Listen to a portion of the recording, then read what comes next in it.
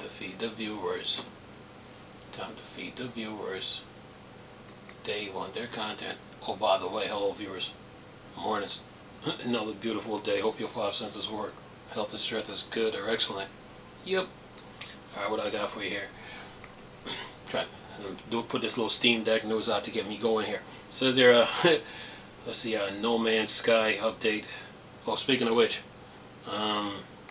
Borderlands 2, it's free on Steam. Deathloop, and there's what's the other? And plus there's one more game from Epic. You get 2 free games this week from Epic. Anyway, what do we got here? It says here, No Man's Sky Beacon update overhauls settlements and players overseer duties. It says Hello Games is back with another major updates to its sci-fi space survival game No Man's Sky. This time its targets settlement system. The title will now let players be overseers who manage settlements across multiple planets, while also discovering towns run entirely by a robotic life form. Spacefaring players can now be overseers of settlements across the universe, with the job being offered to them, offering complete unique objective. Govern your settlers wisely and invest in their infrastructure to enable each settlement to flourish, producing lucrative resources and becoming an invaluable base operation throughout your journey. Explain the studio. And then they say settlements and management also has been completely reworked with updates. Oh, speaking of which, I will put the state of play in the description box too. Yeah, it says here, Hello Games say that players will now have more important construction and upgrades choices. Each building has its own calculated contribution to happiness, population, productivity of a settlement. These can benefit the players via a wide range of resource production. Not only that, each settlers will even have their own personalities, strength, weakness, and skills that will change how they work in the community. Players can find these by simply talking to any settlers they meet on a planet. When the citizen dispute or compute number of choices offered to the overseers. As a robotic settlement, they can only be found by scanning planets with specialist technology. Once found, these autophage settlements can be taken over, as well as letting players oversee or take care of their scrap metal built. And then it says other additions to the update is super sampling, XCSS upscaling tech, support on PC, more types of players, characters, better snapping when building structures, cross-save support across all platforms. And of course, says here, don't forget that No Man's Sky will soon be arriving on a brand new platform too. There will be a day one launch on the Switch 2 on June 5th. Anyway, alright, what else we got here? Okay, alright, 007. Let's say 007 First Flight trailer shows off action-packed James Bond game. Yeah, we'll leave that in the description box.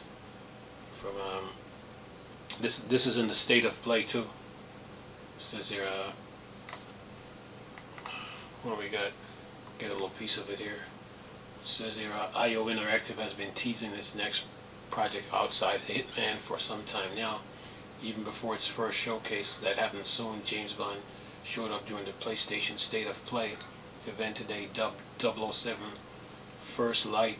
The third-person action adventure received a trailer showing off the new face of Bond, some of the gadgets, plenty of action. Catch it above.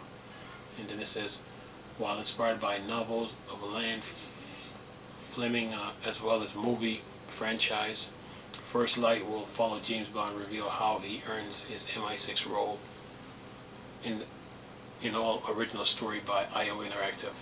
Alright, I'll leave the link in the description box, the video, trailer, and the state of play too. Alright, what else we got? Let's see here.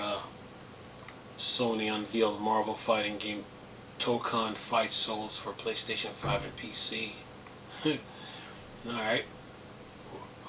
That's in the state of play too, so I will leave that in the description box. Yeah, we'll leave it. There's a trailer here too, so I will leave that. All these trailers plus the state of play. Okay, now here's another for Xbox. Black Myth Wukong hits Xbox in August, exactly a year after PlayStation launch. So let's see, when is this game coming out here? June. What's the Game Science will be releasing Black Myth Wukong first ever sale on June 18th. June 18th. The 20% off discount will be across PC, PlayStation, and even Microsoft Store for Xbox Series X and S pre-order. So this game is coming out. Let's see here. This game is coming out. If I can get the date here. August 20th, 2025. Black Myth Wukong. Alright. Now, what else we have here? Did that. And let's see here. Elden Ring. Night Rain. What's this? Is this the trailer? Peggy 16. What's this, a trailer?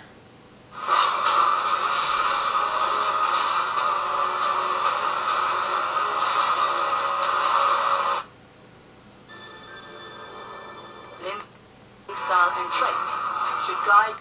Well, there's a 10-minute video here too, so there'll be a lot of videos in this Steam Deck news. Oh yeah. Alright, okay, Elden Rings, we get you. Alright, let's see here, what do we got here? Alright, bug fixes. Let's see what we got here. Elden Rings Night Rain 1.1.01.1 patch notes. The effects automatic revival upon defeat, which allow once per night boss battle, has been added to solo expedition. The amount of runes gained has been increased for solo expedition. General balance adjustment: increase the number of high quality relics that can be obtained as a reward when reaching day 3 during expedition. Increase the probability of obtaining high rarity relics from Science Flatstone purchase at small jar bazar. And then it says bug fixes. Nice little list. It says here adjust the camera behavior when deactivating Guardians Ultimate Art Wings of Salvation. Fix bugs in the Duchess character's skill restage where status alignment would not trigger when built up from other players' attack. Fix the bugs where some attacks of raiders of the Great Axe and Great Hammer weapon types had higher damage than intended. Fix a bug where some of those who live in death enemies would revive when defeat with the Sacred Blade skills. Fix a bug where the bleeding status alignment would not build up when skill Bloody Slash hits an enemy. Fix a bug where the Ghost Flame Ignition attack would not occur under certain circumstance. Fix a bug where the status alignment Frostbite would not build up when the light waves by a strong attack hits an enemy, while Moonlight Great Sword skills was active. Fix a bug where the speed of the arrow fire with mighty shots and enchanted shot skills was slower than expected. Fix a bug where the attack range of magic spell Rock Sling was no longer than expected when using it with a staff equipped in the left hand. Fix a bug where effects reducing minimum HP of enemies when the incarnation Black Blade hit them was not activated. Fix a bug where the passive effects successive attack negates damage would stack when successive attacks were made while the effects were active. Fix a bug where some passive effects were not displaying their effects at the correct values. Fix a bug where the relic special effects Guardian becomes the target of the enemy aggression when ability is activated would not activate on a certain situation. Fix a bug where certain effects were not being applied to relics obtained from exhibition rewards or purchased from the small jar of Bazar. Fix a bug where its item would be obtained upon completing a remembrance in the remembrance world. When the scenario conditions were met, would not be obtained when changing characters and concluding a remembrance. Fix a bug in the behavior and specification of certain attacks and actions of specific enemies. Fix a bug that caused game to become unstable under certain conditions during the battle with specific enemies. Fix a bug in the graphics rendering during the battle with specific item. Fix some incorrect information in the staff credits. Fix text. Fix a bug where some sound effects were not playing correctly. Fix a bug where the exit remembrance effects was not displaying during a wilder remembrance on some platforms. Fix a bug where the HUD was not displayed on some platforms. Fix a bug where the game would crash under certain circumstances on some platforms. Fix a bug where expedition and reconnecting to sessions would fail under certain circumstances on some platforms. Fix a bug where background music would not play properly under certain circumstances on some platforms. And then it says Steam only adjustments. Fix a bug where some graphics were not rendered correctly when low was selected. Quality settings under graphics. Fix a bug where the climb up action sometimes fail when using the keyboard. Fix a bug where the climb up action was difficult to perform using a gamepad. So that should do it for Elden Rings. Not so fast. Yeah, Elden Rings, man, always getting updates. Now, we got another article here about Elden Ring. Elden Ring Night Rain director claims he beats all bosses solo without relics. He says one of the common complaints about Elden Ring Night Rain is that the game is too hard when played solo. This option is available, but it's feel much more difficult compared to playing with a full team of 3 players. In response, From Software has released a patch aimed at making the game easier to those who prefer playing alone. And then he says, despite the complaint, Junya Izukai, the director of Elden Ring Night Rain, has spoken out to defend the challenge of playing solo. He claims that it is entirely possible to finish the game on your own. In fact, he himself has done it. He says, yes, I can hopefully give you reassurance to know that I have beaten all the game bosses. Izukai explained in an interview with CNET, Thanks You're a Gamer. I have seen everything it has to offer, both in multiplayer and as a solo player. So I want you players to know that this is very possible. I want you to have the confidence to give it a try yourself. Izukai also mentioned that he managed to defeat all bosses solo without using relics. Yeah, that's the difference between hardcore gamers and gamers who love to complain, you know. Hardcore gamers love a challenge. Just saying. Yeah, we do. Sitting here messing around here. Alright, what do we got here? What else we got? We got 14 minutes? Gotta put anything else out on the news. What else we got here? On the gaming news. Anything else? Going once, going twice. Yeah, I gotta keep you guys in the loop, you know. So yeah, you got three free games. Borderlands 2 and 2 from Epic. You got Deathloop and Ogu. Deathloop and Ogu. You gotta have the Epic Game Launcher to get it. Yeah, from the Epic Game Store. Yeah. And what else? And of course, Borderlands from Steam. So yeah, I got you guys covered, man, in the gaming news. For now, I will be back with more. For now, you know, we'll be back. Hold on, let me see what game developer talking about here. See if I can get some of their news. Okay, game developer, what you got? Let's see. Okay, what's this? Subway Surfer Blast developer entertainment laid off 21 workers. Layoffs. Yeah, the game industry. What do we got here? It says Subway Surfer Blast and Angry Birds pop developer Outplay Entertainment has laid off 21 employees. The Scottish studio claimed the news in an email sent to Mobile Game Biz, said the layoffs were made in response to current business realities. The step was taken to align our operation with current business realities and to support a strategic shift towards patterning with publishers for future game releases, wrote Outplay CEO Douglas Hare in the email. This was not a decision we took lightly. We are incredibly grateful to the talented individuals affected, many of whom have made lasting contribution to our games and culture.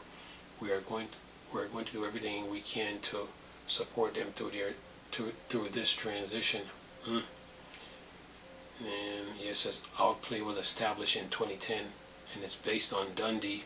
The company styles itself as the largest independent mobile studios in the UK and claims its roster of titles has a mass of 160 million downloads to date. It now joins chorus of other studios across the world making layoffs. Yeah. Anyway, alright. What else we got? What? Chris ain't put out no news yet? Oh yeah, I got you guys covered, man. You know I'm gonna put something out. Let's see, what's this? Let me see, a RuneScape studio, Jagged X, layoff an undisclosed number of non-players facing staff. The studio say its roadmaps won't change because of these job reductions. Says their RuneScape developer Jagex has laid off an undisclosed number of staff from non-game development roles, which was confirmed today by studio. Reported by PC Gamer, the layoffs came to light on the RuneScape subreddit, with users noticing moderate missing. All of the sudden, a mod that goes by Holy replied to the thread mentioning the job cuts. They added that the majority of the layoffs were from a non-game dev and non-player facing areas, adding that the roadmap for RuneScape Dragon Wilds, which launched into Steam Early Access 2 months ago, won't change because of these job cuts. And then they say, we'll continue the great path we've been on with our content, Holy added. This says, according to the studio, via statement sent PC Gamer, the layoffs present as a change to our operational structure. We were a part of a strategic to build the best experience for players and grow the RuneScape community. The goals are to reduce complexity, increase agility, and ensure we are fully focused on the areas that matters. It says most of our games are players and our future. While Jagex declines to disclose the exact number of employees affected, it says the vast majorities are within the operation and administrative support team. And yeah, yeah, man. The game industry. All right, what else we got? Let's see here.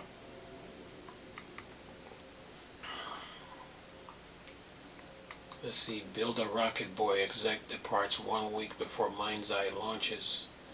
It says here, 2 executives at Build a Rocket Boy have departed ways with the studios a mere week ahead of the launch of its next title, Mind's Eye, on June 10th. Spotted by Eurogamer Chief Legal Officer Riley Grabner and Chief Financial Officer Paul Bland have departed the company. They announced their leave on LinkedIn. Grainer, who was at the studio for 3.5 years, said he's proud of what the team accomplished. He mentioned doubling the size of the company to over 450 people and building a legal team and legal ops infrastructure has highlighted of his tenure. There are so many people who have made my time at Barb memorable, and I fear forgetting essential names, Gardner wrote. A heartfelt thanks you will have to do. And then this, what it says here, a concerted effort to trash Mind's Eye and build a rocket boy. The news come days after user in Mind's Eye Discord server asked the studio CEO Mark Gerhard if the people were reacting negatively to the game were financed by someone, to which he replied 100%. He then claimed that there's been a concerted effort to trash the game on the studio. Yeah, gaming industry, man. Anyway, what else we got? What's this? Yeah, give this about 30 minutes. Let's see. 10 Cent sinks more cash into Playground Games founder's new studio. Lighthouse Games was established by Gavin Rayburn in 2022 and is currently working on a racing franchise. It says here, Lighthouse Games, the UK studio led by Playground Games founder Gavin Rayburn, has secured another undisclosed investment from 10 Cent to finance the development of unannounced driving title. It's a notable news for AAA studio, which was founded in 2022 and previously received what was described as a game-changing investment from 10 Cent in 2023 to create a genre-defining franchise. When it says 10 Cent made its latest cash injection through its Venture Lab division, which is a business unit designed to support early-stage investors. And it says the Chinese conglomerate has track record of pumping cash into both established companies and startup to expand its footprint. Earlier this year, it purchased a 25% stake in a new Ubisoft subsidiary for $1.8 billion. Prior to that, it grabbed majority stake in Chinese studio Kuro Games and entered into a $15 million loan agreement with Alan Wake developer Remedy.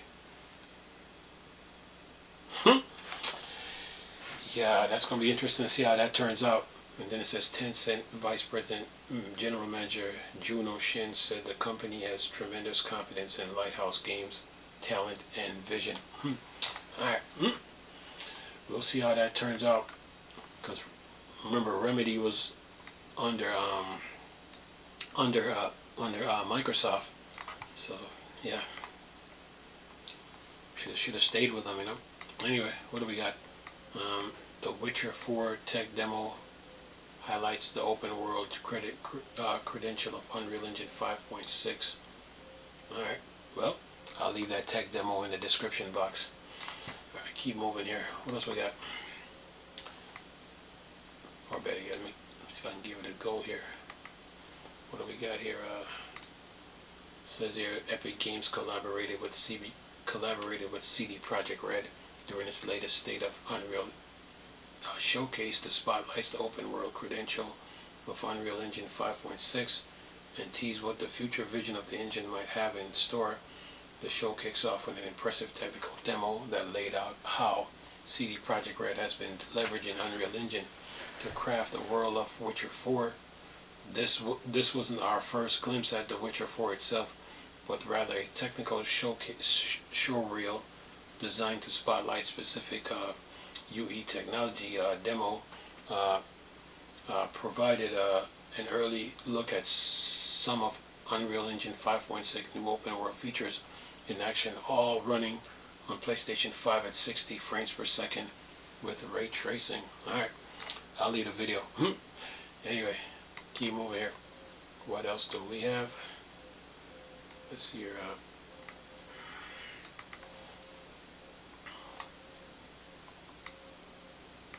Phasmophobia is being turned into a movie after topping 23 million sales.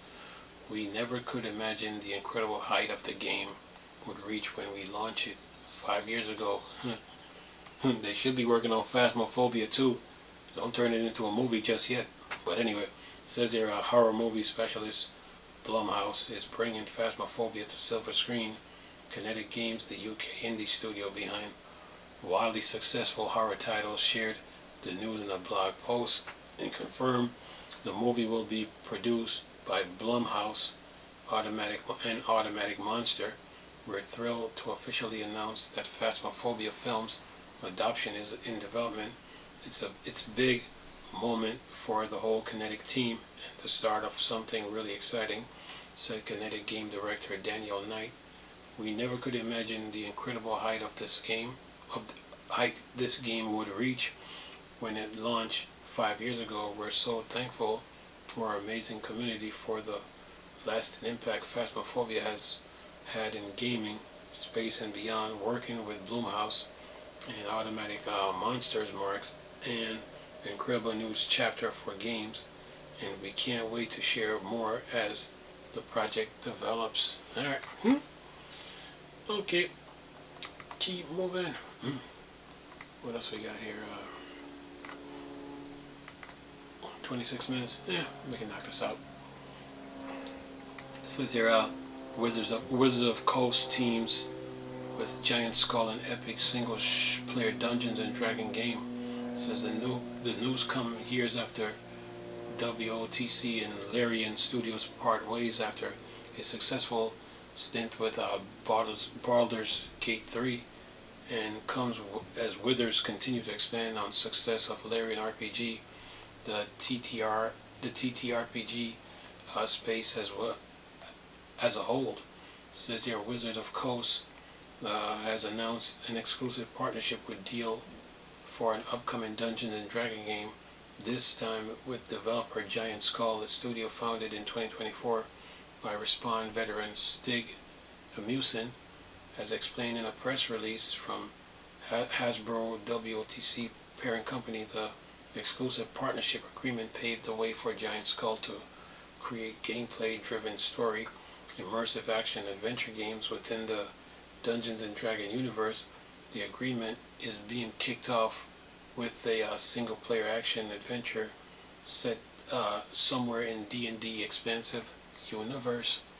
And then it says Stig and the team at Giant Skull are exactly the type of exceptionally talented creators we want to work with, and I'm so happy to be reuniting with him on this project. President of WOTC and digital games at Hasbro, John Knights, said. Alright, keep moving here. What else we got? On the news. Yeah, I'm almost done here. What else we got? Let's see, get this out the way here. What else we got here? What's this? The Video Game History Foundation preserved the history of Myst in impressive archival feat.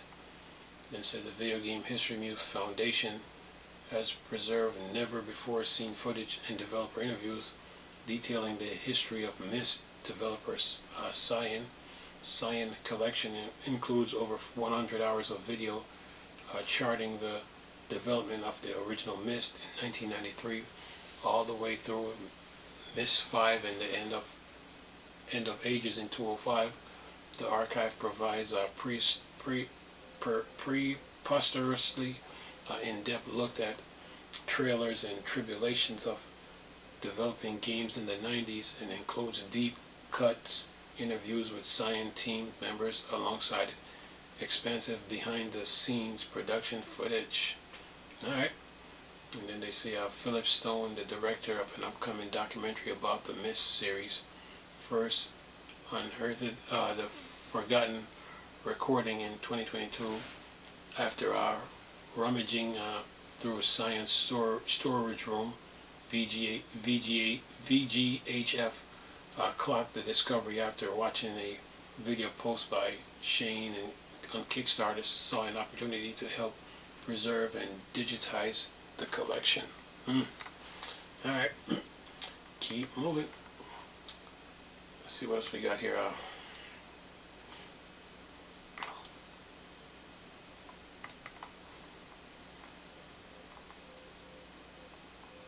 Oh yeah, got him. Let's see here, what's this?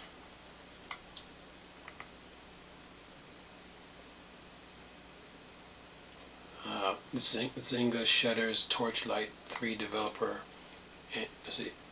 Etra Games, and it says the studio was acquired by Zynga in 2021 and had been working on an RPG with cross-platform capabilities. It says here Zynga has closed down Torchlight developer Etra Games 4 years after acquiring the studios. The Take-Two-owned mobile company confirmed that news in a statement to IGN and said the decision is a part of a strategic realignment. Zynga has made the difficult decision to cease operation at its Etra studios, ending development on future titles and reducing roles, said the company. The decision is part of a strategic realignment of the company's resource and priorities. We will work closely with impacted employees so they are treated with the utmost respect and consideration as we navigate this difficult process. Yeah, it says it's currently unclear how many people will lose their jobs as a result of the closure. It's currently unclear how many people will lose their jobs. This thing is jumping. Lose their jobs as a result of the closure. Etra was acquired by Zynga in March 2021 to create a new RPG in the partnership with Zynga Natural Motion. Yeah, job loss, man. Anyway,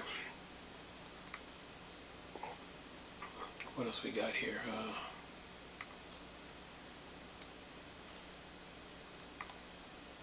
This is People Can Fly. People Can Fly blames Square Enix for the latest layoffs and project cancellation. The Polish studio claims Square Enix failure to deliver content writer caused significant uncertainty and destabilized its business. Says here, Outrider developer People Can Fly is making layoffs and suspending development on 2 projects and has laid some of the blame at the doors of Japanese publisher Square.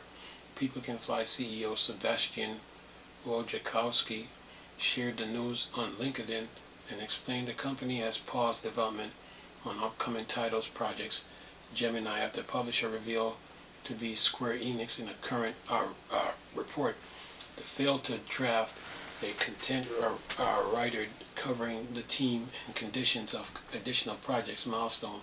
The suspension of Gemini project is a consequence of the fact that the publisher has not presented us with a draft on the subsequent content writer to be published agreement covering the terms and condition of further milestones on Project Gemini, and the lack of communication from the publisher as to its willingness to continue or terminate the Gemini project, said Wojciechowski.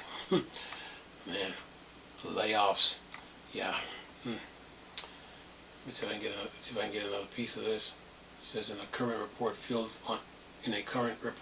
on June 1st, 2025, People Can Fly confirmed the publisher in question is Square Enix and accused the company of causing significant uncertainty through inactions. That uncertainty it adds in a separate current report has resulted in People Can Fly making 60 people redundant working on projects.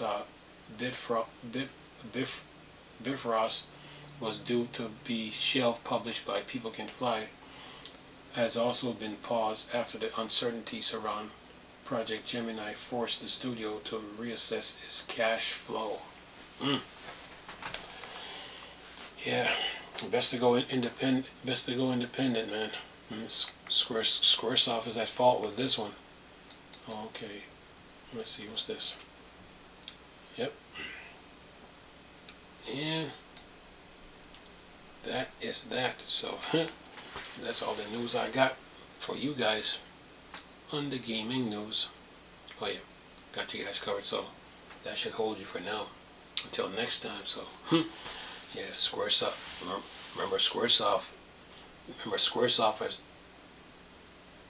or not Squaresoft, Square Enix, took on more than they could chew, and they like realigning everything, you know. They part ways with a lot of studios, you know, because they were losing a lot of money. So this may be one of the reasons too. So yeah, the video game industry, man, layoffs. Yeah. So I just gave you 30 minutes, 35 minutes of news, so, or 34 minutes. So that should hold you for now, plus some gameplay trailers and 3 free games. So yeah, Old Ghoul, Deathloop, and Borderlands 2. That should hold you for now. Until next time. Anyway, hope you guys enjoyed the video.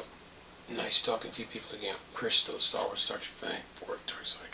I'm gone. Peace.